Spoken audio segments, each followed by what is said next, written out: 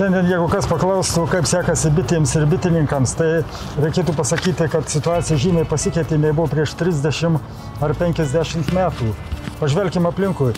Mūsų supa intensyvi žemdirbystė, chemizacija, aplink miestuose industrija. Todėl bitėms išgyventi žymiai sunkiau be kvalifikuotos bitininko pagalbos. Kai kurie bitininkai sako, jeigu mes bičių šeimos neprižiūrėsim, leisim ją gyventi, tai neilgiau 2 metus ji, taip sakant, galės išgyventi.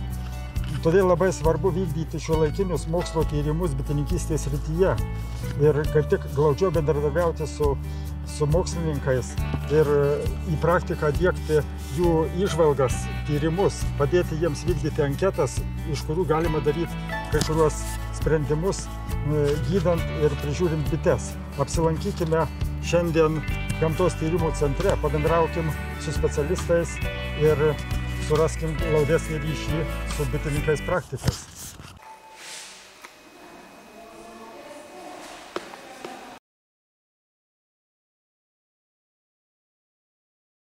O dabar, suprantat, reikėtų mums pakalbėti bitininkų bendruomenėse.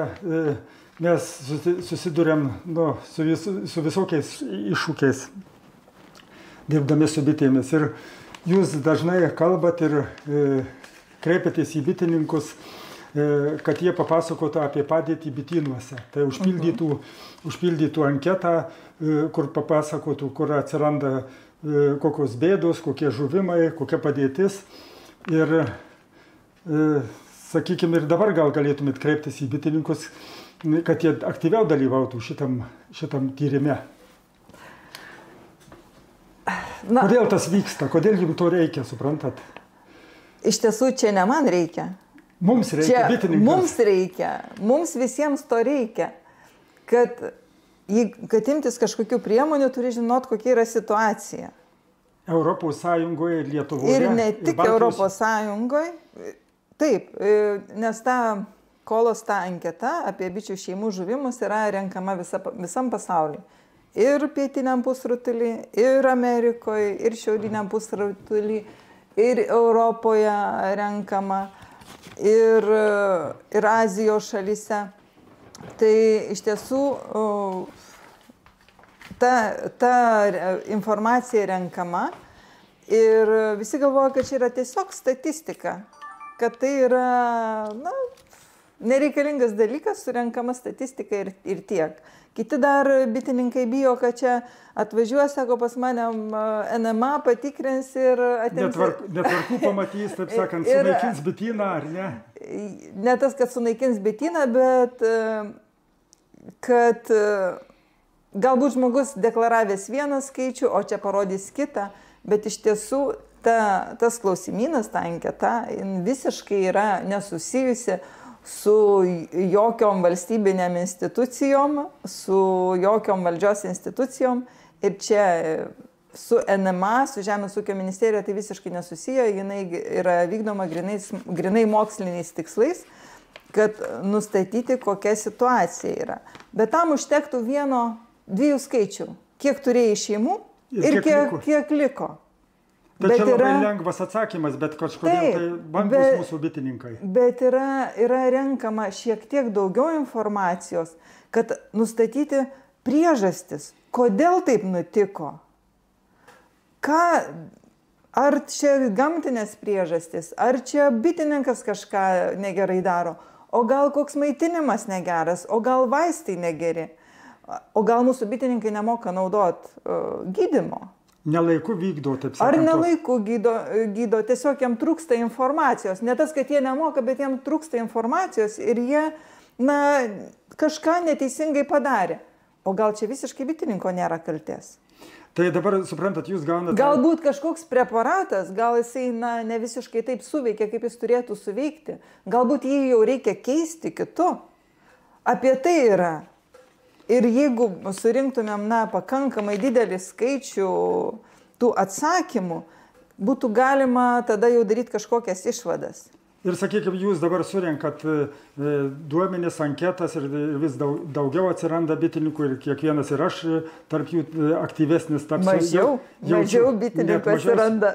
Mažiau atsiranda. Tai žodžiu, mes tą aiškiname į darbą, turėtume tikrai aktyviau dirbti, bet dabar, sakykime, jūs gaunate tas anketas ir kas analizuoja, čia Lietuvoje analizuoja ar pasauliniu mastu kokie centrai, kaip tas procesas detaliau vyksta? Aš visus duomenis, ne visus, perkeliu tik tai vietovės, tą statistinę dalį tokią perkeliu, asmenindama. Nes, bitininkai šiemet ypač nemažai parašė savo vardus pavardės, tai visa tai lieka tik tai pas mane, o visą kitą aš perkeliu į atskirus tokius lenteles ir jas siunčiam į konsorciumą. Čia yra tokia, sakau, čia ne tik Lietuvoje tai vyksta visam pasauliu ir yra ta kolas, tas mokslininkų tinklas, kuris vykdo tą apklausą visam pasauliu. Ir yra siunčiama analizai. Ir analizuojami tie duomenys jau centralizuotai su statistikiniam programom ir tada jau lieka tik tai skaičiai. Lieka skaičiai, bet pavyzdžiui, ta tokia praktiškoji išdava šitų visų tyrimų, tai ar detalizuojama, kokiom lygom susirgo, ar gal naujų vaistų, efektyvesnių vaistų, arba ten kokios ekologinio gydymo kryptys iš šito tyrimo, taip sakant, galima daryti kokias išvadas? Būtų galima daryti, jeigu tokią informaciją gautume. Būtų galima daryti. Bet kaip? Ne tuo tikslu, kad tai nėra tas visiškai toksai tiesioginis dalykas. Tai paskui visa ta informacija apibendrinta, jinai dalyvauja toliau politikos formavime. Tai jeigu mūsų bitininkai pasako, kad Lietuvoje yra žuvimai nedideli, nors ten šnibždasi kažkur, kad pas mane ten visai nemažai Kartais žuvo. yra tokia tendencija, aš pastebėjau, kad bitininkai labai nori, kaip sakant, su baltais kostiumais ir kaklaraiščiais vaikščioti. Žodžiu, geriau rodyti tą vaizdą, nes jų atrodytų, jeigu pas juos skausmu nenori dalintis, kad jeigu jisai žuvo nemažai bičių šeimų, tai gal jisai kaltas, blogai prižiūrėjo ir jo įvaizdis keičiasi ir kažkaip tyloje tą savo skausmą aptarė. Bet visada reikia ieškoti priežasčių, kodėl taip nutiko. Čia yra išeitis ir jūs galite pagelbėti, taip sakant, kaip mokslininkai ir tyrėjai. Aš manau, kad šitoj vietoje, jeigu mes turėtumėm tą tikrą informaciją ir būtų galima atsekti kažkokias priežastis tų žuvimų, nes galbūt rajonas kažkoks, galbūt ten santykiai su žemdirbiais, gali būti pesticidų poveikis. Čia yra vienas iš klausimų ir yra, kaip jūs galvojate, iš kokių augalų bitės galėjo turėti pakankamai gerą medunešį. Yra vienas toks klausimas. Ir ten galima pasirinkti, ar ten sodai, ar ten rapsai, ar ten saulėgrąžos, ar kukurūzai. Žodžiu, galima iš tų augalų rinktis, ar ten, pavyzdžiui, viržiai, o bitės ant viržių, jeigu ne tamsiusios bitės, joms sunku žiemoti, ant viržių gali neperžiemoti. Tai vat iš to ir pasirenka bitininkas ir jau iš to galima daryti kažkokią prielaidą, kad vat šitas veiksnys galėjo turėti, jeigu tai sukėlė kažkokius didelės netektis. Arba tie patys, jeigu vežioja bitininkas prie rapsų ar prie kažko bites, tai lygiai taip pat tas vežiojimas gali turėti pesticidai įtakos. Bet jeigu tos informacijos mes negaunam, tai mes negalim daryti jokios, sakysim, to paties politinio spaudimo, mes negalim daryti. Taip, kaip mes surenkam informaciją iš viso pasaulio, iš visos Europos, ten jau dirba kiti žmonės Europos Sąjungoje, kurie jau iš tiesų gali padaryti tą įtaką ir politinę įtaką visai Europos Sąjungos politikai. Bet čia Lietuvoje, kad mes galėtumėm kažką pasakyti ministerijai, mes turim turėti duomenis. Jeigu mes jų neturim, tai mes nieko negalim pasakyti. Jeigu ką bitininkas šneka, vienas, kitas, kas iš to? Turi būti viskas užregistruota. Na, sakykime, aš praktiškai taip įsivaizduočiau, kad reikėtų pagal visus regionus bent po 10 arba 50 bitininkų apklausti tuo būdu. 10 yra mažai. Mažai, tai 50, kad jiems skambinti, juos klausti, bet jau čia nebus anoniminis toks, gal netikslus, gali, žodžiu, taip, bet apklausos būdu mes tada padengtume daugiau teritorijos. Taip, bet asmeniškas tas klausimas yra toks, bitininkas gali jaust tiesioginį spaudimą ir tada jau jis tikrai tiesiai akis į akį nenorės prisipažinti, jeigu ten kažkas, ne tas, kad prisipažinti, kad kažkas jam nepavyko, jis nenorės, sakysim, išviešinti. Bet jis tai gali padaryti anonimiškai. Gamtos tyrimų centrą, kokios jūsų veiklos kryptys, kokie šiandien uždaviniai, taip sakant, jums kyla kaip mokslininkė ir tyrėjai, ir mūsų bitininkų, taip sakant, bičiuliai ir įvairių renginių ir visų procesų aktyviai dalyviai. Nesu aš čia labai aktyvi tą dalyvę procesų. Matau visur renginiuose. Bet aš stengiuosi, kiek aš turiu pajėgų savo, tai stengiuosi kažkokį indėlį įdėti į tą bendrą krepšį, kad tai nenueitų tiesiog tas veltui viskas. O šiaip iš tiesų bitės yra mano tas toksai antrinis objektas, su kuriuo faktiškai dirbu vos ne visą vasarą projektuose. Bet tai yra daugiau projektiniai darbai, o šiaip mūsų laboratorijos pagrindinė tyrimų kryptis yra cheminė ekologija. Vabzdžių cheminė ekologija daugiausia, tai yra su vabzdžiais dirbam. Ir cheminė ekologija, tai galėtumėte tokia paprastai kalba paaiškinti, ar jų poveikis nuo chemikalų, trąšų, pesticidų ar kita, taip sakant? Taip, daug kas galvoja, kad čia mes tyriam pesticidus ir kitus chemikalus. Jų poveikį vabzdžiam. Bet iš tiesų tai ne. Cheminė ekologija yra organizmų tarpusavio sąveikos cheminė medžiagom. Bet to medžiagom, kad to mažom medžiagom, molekuliam, atsakysim, kodėl mes užuodžiam augalą, kažkokį žiedą žydintį užuodžiam. Tai čia jau yra cheminė komunikacija, jau cheminė ekologija yra. Žiedas išskiria tą kvapą ir žmogus užuodžia tą kvapą. Tai vabzdžiai atskrisdami į tą žiedą, jie taip pat orientuojasi pagal žiedo kvapą. Tai va tuos ryšius, kaip tarpusavį organizmai bendrauja, būtent to medžiagom mes ir tyriam savo laboratorijai. Ir, sakykime, tas siejas ir tarp vabzdžių, taip sakant, yra ir bitės. Be abejo, bičių šeimoje. Tam tyrime kiek maždaug dalies, kokį procentą užima tuose tyrimuose bitės, vabzdžiai, kamanės? Su kamanėm šiuo metu nedirbam, bet mes didesnį dėmesį galbūt akcentuojam į tokius vabzdžius, kurie yra kenkėjai, kurie daro kažkokią žalą žemės ūkiui ar ten dekoratyviniams augalams. Mes labiau orientuojamės į tuos vabzdžius ir visada savo tyrimuose, mes šiaip darom fundamentinius tyrimus, tos, kur turi kažkokią mokslinę vertę, kur yra kažkas naujo pasaulyje, tai ne tik Lietuvai, bet ir pasauliui. Bet visada orientuojamės į tą taikomąją pusę, kad mūsų tuos tyrimus, tą fundamentiką mūsų galima būtų pritaikyti ir praktikoje. Sakysim, kaip galima sukovoti su kokiu nors kenkėju. Čia visi sako, kad sukirmija vyšnios. O tose vyšniose gyvena vyšninės musės lervos. Nes musė atskrenda, padeda kiaušinį ant vyšnios ir ten vystosi lerva vyšnios. Tai mes ieškom priemonių, kaip būtų galima, nenaudojant chemijos, nenaudojant pesticidų, sureguliuotos musės populiaciją. Pusiausvyrą, kad jie sunaikintų kiti taip sakant, arba kiti vabzdžiai. sunaikintų, arba jinai tiesiog nesirinktų tos vyšnios, jinai kažkur būtų Paminėjot vyšnę, bet pavyzdžiui būna kirmėlėti ir lazdynai, ir riešutai, taip sakant. Taip. Visą tą genetinį rezervą. Vidinių galių dar turi kovoti. Taip.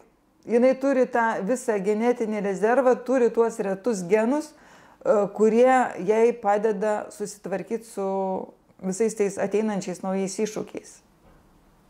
Nes selekcionuotos bitės yra visi tie reti genai, visas tas rezervas nustumtas, jis yra pašalintas iš organizmo ir ten jų nėra. Yra palikti tik tai tie požymiai, kurie yra naudingi bitininkui. Ramios, sėdi, jos nieko nesitvarko ir jos... dirba dar, kartais dirba. Ir dirba. O jeigu nėra iš ko dirbti, tai tada duokit mums valgyti. Nu, suprantama, bet bitės, kurios, žodžiu, selekcionuotos, jų savybės keičiasi, o ta pradinė medžiaga įdiegta ir išugdytas toj vietiniai bitėjai, tai jie daug stipresnis genetinis tas, žodžiu, toks kamienas. Taip, nes ir ta pati ir genų įvairovė, ta genetinė įvairovė yra pakankamai didelė. Jinai faktiškai tokia, kaip yra gamtinių populiacijų, kaip vilko populiacijos, kaip kiškio, lapės populiacijos. Ta įvairovė yra didelė ir ta bitė jinai prisitaikiusi išgyventi bet kokiom sąlygom. Be žmogaus įsikišimo jinai gali išgyventi. Bet gal mes bitininkai praktikai matom, kad vienos šeimos turi blogų savybių mūsų požiūrių, gal jų požiūrių tai jų gerosios savybės, vienos piktos, kitos mažiau darbščios ir panašiai. Man atrodo, ką jūs įžvelgiat vietiniai bitė, galima sustiprinti stiprasias ir gerasias savybės, kurios teiktų gėrį ir naudą bitininkui. Ar jie bus tokia konstanta, nepakeičiama, taip sakant, jos? Ne, tai ar jūs galvojat, kad karnika, bakvasto bitės yra, būna piktos ir būna visą laiką tokios pat geros? Ir, žodžiu, kaip ir žmonių charakteriai, taip ir bičių yra ir ta, čia ne charakteris, čia tas vadinamas piktumas yra mišrūno požymis. Ir tai yra susimišrinę keli porūšiai ir išlindę būtent tos agresyvumo savybės. Bet čia nėra vietinės bitės, mūsų tamsiosios bitės požymis, jokių būdų tai nėra. Man teko šnekėti ne su vienu bitininku, jau garbaus amžiaus bitininku, kai mes pradėjom tuos darbus su tamsiaja bite, aš važinėjau pas juos rinkti mėginių ir sako, kas nutiko mano bitėm? Nesuprantu. Eidavau, sako, anksčiau, susikalbėdavau lietuviškai. O sako, dabar aš jau nežinau, kokiu kalbu su jom kalbėti. Čia kalbat apie Dzūkijos regioną. Taip, kadangi ten dabar yra didžioji bazė. Taip. Tai va, nes tos bitės susimišrino ir jos iš tiesų pasidarė agresyvios kai kurios šeimos. Na, sakykime, čia tariam raidę A, o dabar, sakykime, jeigu raidę L sakytume arba paskutinę raidę V, kokią jūs matot perspektyvą šituose mūsų siekiuose išsaugot vietinę bitę ir kaip galėtų toliau vystyti, sakykime, 5, pasvajokim 10 metų bėgyje? Na, pirmiausia... Teigiamą kelią ir galbūt ir neigiamą kryptį, kokia gali būti, taip sakant. Sėkmės ir svajonių neišsipildymas. Čia galim taip lengvai padiskutuoti, gali būti. Kur kitas plotas, matomas, kalbama buvo apie Tauragės miškus ar kur, taip sakant, planuose? Ne, kol kas kitų plotų jokių nėra planuose, bet, remiantis tuo pačiu Balžeku, kad galėtų būti dar vienas, jisai sakė, Čepkeliuose. O tada jau jie turėjo Tauragės Jurbarko miškuose, jau tą vietinės bitės draustinį jau tada turėjo. Tai čia būtų kaip antras toks taškas. Bet šiaip daug, kas yra? Problema yra Tauragės Jurbarko miškuose, yra daug bitininkų. Ir su jie susitarti vieningą padaryti darbą gali būti sunku. Ir jie turi labai daug atsivežę jau įvežtinių bičių. Aš jau tada, kai rinkau mėginius 18 metais, aš pas juos ten daug važinėjau, tai jau tada jie turėjo labai daug įvežtinių bičių. Nu, šiek tiek papasakokit, žodžiu, visa. Jo, visa šita įranga yra naudojama genetiniams tyrimams. Čia centrifuga, amplifikatorius, kuris PGR reakcijų metu padaugina DNR. Čia vykdome elektroforezę, kad išsiaiškint porūšį. O paskui visą tai nuskaitytas sekas, padaugintas sekas siunčiam į laboratoriją, kur mums perskaito tas sekas jau. Čia yra bičių mėginiai. Jo. Gal galite išimti?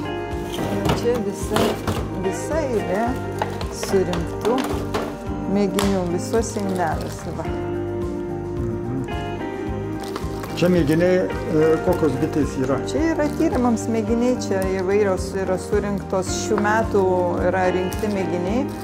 Ir čia yra ir C linijos, nes buvo iš spiečių rinkti mėginiai. Taip pat ieškojom naujų šeimų.